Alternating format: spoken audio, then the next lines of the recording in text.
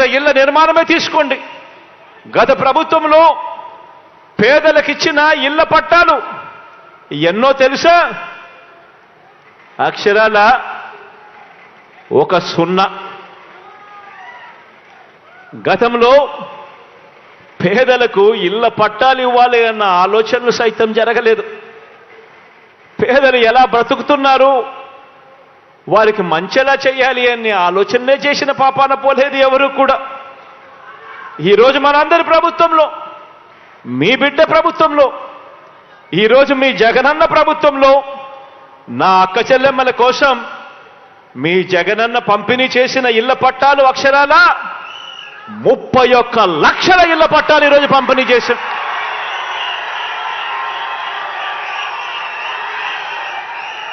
ఎప్పుడు జరగని విధంగా, ఎప్పుడు చూడని విధంగా నా అక్క చెల్లెమ్మల పేరు మీద రిజిస్ట్రేషన్ చేసి మరి నా అక్క చెల్లెమ్మల కోసం, నా అక్క చెల్లెమ్మలను లక్షాధికారులను చేయాలి, నా అక్క చెల్లెమ్మలకు ఒక నీడ ఉండాలి, ఒక గూడు ఉండాలి అని ఆలోచన చేసిన పరిస్థితి గతానికి భిన్నంగా ఈరోజు మీ బిడ్డ ప్రభుత్వంలో జరుగుతూ ఉంది. 31 లక్షల ఇళ్ల పట్టాలు పంపిణీ చేశాం. అందులో కడుతున్నవి అక్షరాల మరో 22 లక్షల ఇళ్లు ఈరోజు నిర్మాణంలో ఉన్నాయి.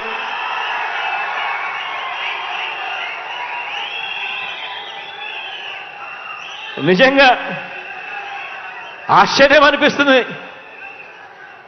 మీ బిడ్డ ఇంతగా తప్పిస్తూ అక్క చెల్లెమ్మలకు మంచి చేయాలి, ఆ కుటుంబాలకు తోడుగా ఉండాలి, పేదరికంలో ఉన్న వాళ్లకు అండగా నిలబడాలి అని మీ బిడ్డ పరిగెత్తా ఉంటే 5 సంవత్సరాలు గతంలో సీఎంగా ఉన్న ఒక ఆయన ఉన్నాడు.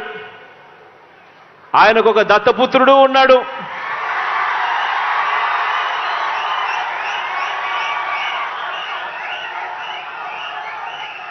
ఆ దత్తపుత్రుడు, ఆ దత్త తండ్రి ఇద్దరు కలిసి ఎన్నికలప్పుడు 2014లో ఇద్దరు కలిసి 2014లో ఎన్నికలప్పుడు వాళ్ళ ఎన్నికల ప్రణాళికలో, వాళ్ళ మేనిఫెస్టోలో వాళ్ళు చెప్పిన మాట, ప్రతి పేదవాడికి 3 సెంట్ల స్థలం, అందులో ఇల్లు కట్టిస్తాము అని చెప్పి మేనిఫెస్టోలో వాగ్దానం చేసి చివరికి కనీసం 1 సెంటు భూమి కూడా ఇచ్చిన పాపాన పోలేదు వీళ్ళిద్దరూ కలిసి.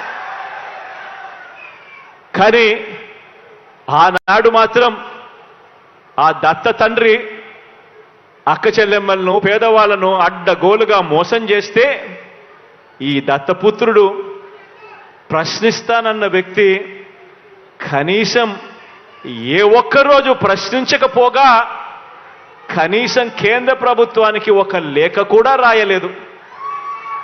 కానీ ఇదే దత్తపుత్రుడు ఇవాళ మీ బిడ్డ అక్షరాల 31 లక్షల ఇళ్ల పట్టాలు నా అక్క చెల్లెమ్మలకిచ్చి అందులో 22 లక్షల ఇల్లులు ఈరోజు మీ బిడ్డ కడతా ఉంటే అక్క చెల్లెమ్మల ముఖాలలో సంతోషాన్ని చూడడానికి ప్రయత్నం చేస్తా ఉంటే కేంద్ర ప్రభుత్వానికి లేఖ రాస్తాడు ఈ దత్తపుత్రుడు. పేదలు కట్టే ఇళ్లల్లో, పేదలకిచ్చే ఇంటి స్థలాలలో అవినీతి జరిగిందట అని చెప్పి రాస్తాడు ఈ పెద్ద మనిషి. పేదలకు కట్టే ఇళ్లల్లో అవినీతి జరిగిందని రాసి ఆ ఇల్లు కట్టే కార్యక్రమం కూడా ఆపించాలని దిక్కుమాలిన ఆలోచన చేయగలిగిన వ్యక్తి ఎవరైనా ఉన్నారు అనంటే అది కేవలం ఈ అన్యాయస్తులు మాత్రమే అని చెప్పి మాత్రం ఈ సందర్భంగా తెలియజేస్తా ఉన్నా. ఈరోజు అవినీతిపరుడు చంద్రబాబు అని చెప్పి సాక్షాత్తు కేంద్రానికి సంబంధించిన ఇన్కమ్ ట్యాక్స్ డిపార్ట్మెంట్, అవినీతిపరుడు చంద్రబాబు నాయుడు అని చెప్పి సాక్షాత్తు కేంద్రానికి సంబంధించిన ఈడీ, వీరిద్దరూ కూడా బాబుకు సమన్లిస్తే కోర్టులు కూడా దాన్ని నిర్ధారించి అవన్నీ కూడా పరిగణలోకి తీసుకొని ఆ చంద్రబాబును జైల్లో పెడితే జైలు దగ్గరికి వెళ్ళి ఈ దత్తపుత్రుడు ఈ దత్త తండ్రిని పరామర్శిస్తాడు.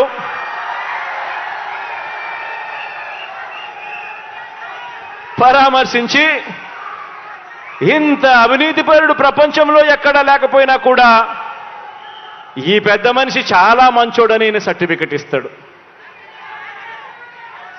అక్కడేమో అవినీతి జరిగినా కూడా మాట్లాడాడు ఈ పెద్ద మనిషి. మన ప్రభుత్వం విషయానికి వచ్చేసరికి మాత్రం అవినీతి జరగకపోయినా కూడా అభాండాలు వేస్తా ఉన్నాడు ఈ పెద్ద మనిషి. ఆలోచన చేయమని అడుగుతా ఉన్నా.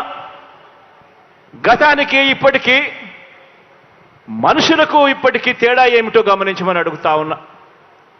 నిజంగా చంద్రబాబు నాయుడు గారు అనే వ్యక్తి అవినీతి చేసినా కూడా నోరెందుకు మెదపడు ఆ పెద్ద మనిషి అనంటే కారణం ఆ అవినీతిలో ఈయనకు కూడా పార్ట్నర్ కాబట్టి. ఎవడు నోరు మెదపడు, ఎవడు మాట్లాడడు, ఈనాడు అనే దినపత్రికలో ఎవడు చూపడు, ఆంధ్రజ్యోతి అనే టీవీలో ఎప్పుడు రాదు, TV5 వాళ్ళు అసలు చెప్పరు, దత్తపుత్రుడు ప్రశ్నించడు. ఆలోచన చేయమని అడుగుతా ఉన్నా. మరో విషయం కూడా మీ అందరికీ కూడా తెలియజేస్తా ఉన్నా. గత ప్రభుత్వంలో చంద్రబాబు నొక్కిన బటన్లు ఎన్ని అని అడగండి మీరు అడుగుతా ఉన్నా. గత ప్రభుత్వంలో చంద్రబాబు నాయుడు నొక్కిన బటన్లు 0. పేదలకు ఇచ్చింది అరకొర.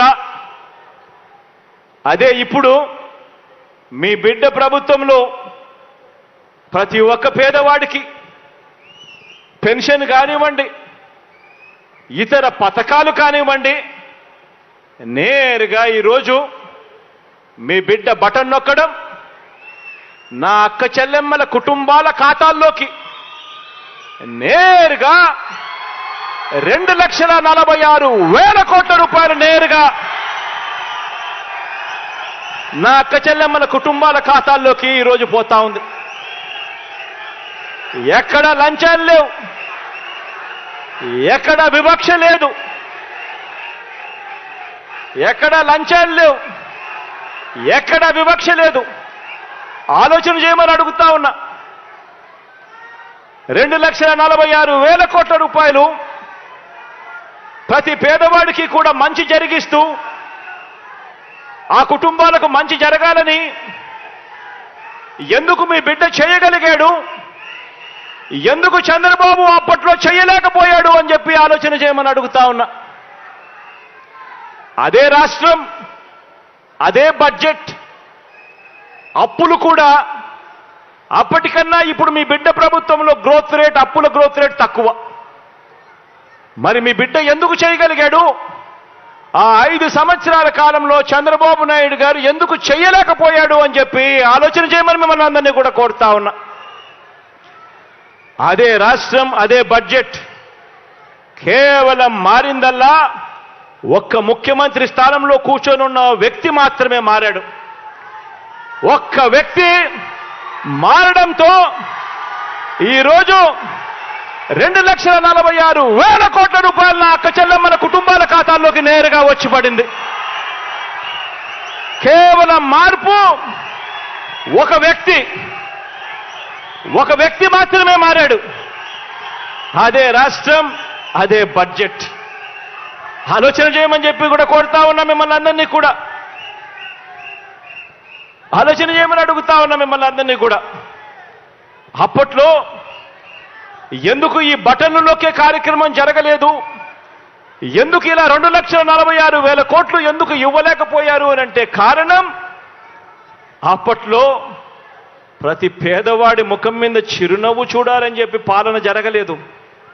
అప్పట్లో పాలన కేవలం దోచుకోవడం, దోచుకున్నది పంచుకోవడమే తప్ప వేరే పాలన జరగలేదు. ఆలోచన చేయమని అడుగుతా ఉన్నా. అప్పట్లో ఒక గొప్ప గజదంగల ముఠా రాజ్యాన్ని పరిపాలన చేసేది. ఒక ఈనాడు, ఒక ఆంధ్రజ్యోతి, ఒక TV5, ఒక చంద్రబాబు, వీరందరికీ తోడు ఒక దత్తపుత్రుడు. ఇదే జరిగింది. దోచుకోవడము, దోచుకున్నది పంచుకోవడము, పంచుకొని తినుకోవడం. అప్పట్లో డిపిటి పాలన జరిగితే ఈరోజు మీ బిడ్డ హయాంలో మీ బిడ్డ బటన్ను నొక్కుతా ఉన్నాడు. నేరుగా నా అక్క చెల్లెమ్మల కుటుంబాల ఖాతాల్లోకి వెళ్ళే డిబిటి పాలన ఈరోజు జరుగుతూ ఉంది.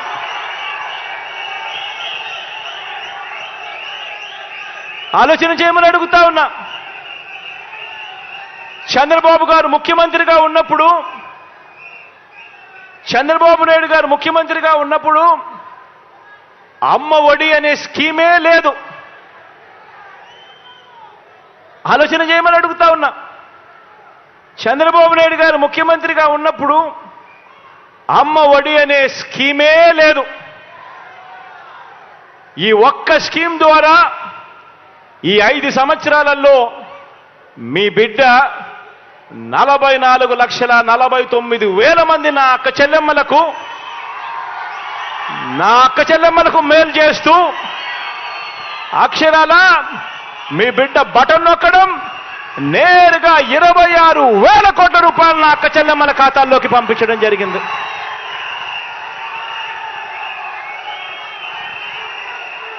మారిందల్లా కేవలం ఒకే ఒక వ్యక్తి, ముఖ్యమంత్రి మాత్రమే మారాడు.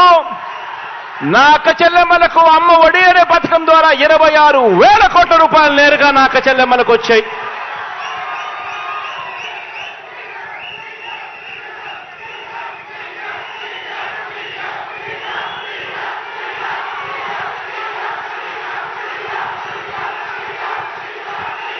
చంద్రబాబు నాయుడు గారు సీఎం ఉండగా,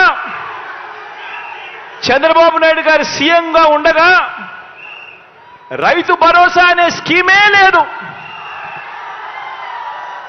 చంద్రబాబు నాయుడు గారు ముఖ్యమంత్రిగా ఉండగా ఆ 5 సంవత్సరాలు రైతు భరోసా అనే స్కీమే లేదు. ఇవాళ ప్రతి సంవత్సరం అక్షరాల 53,52,000 మంది రైతన్నలకు మీ బిడ్డ బటన్ నొక్కడం, నేరుగా నా రైతన్నల ఖాతాల్లోకి ప్రతి సంవత్సరం 13,500 రూపాయలు పడుతూ ఉంది. కేవలం ఈ ఒక్క రైతు భరోసా అన్న ఒకే ఒక్క స్కీమ్ ద్వారా మీ బిడ్డ ఈ 5 సంవత్సరాలలో నా రైతన్నలకు పంపించిన మొత్తం 33,300 కోట్ల రూపాయలు నేరుగా పంపించడం జరిగింది.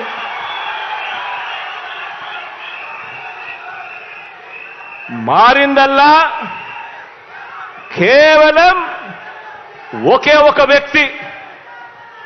మారిందల్లా గతానికి ఇప్పటికీ మారిందల్లా ఒకే ఒక వ్యక్తి, అదే రాష్ట్రం, అదే బడ్జెట్. మారిందల్లా కేవలం ఒక ముఖ్యమంత్రి 53,52,000 మంది రైతన్నలకు అక్షరాల 33,000 కోట్ల రూపాయలు నేరుగా వాళ్ళ ఖాతాల్లోకి చేరడం జరిగింది.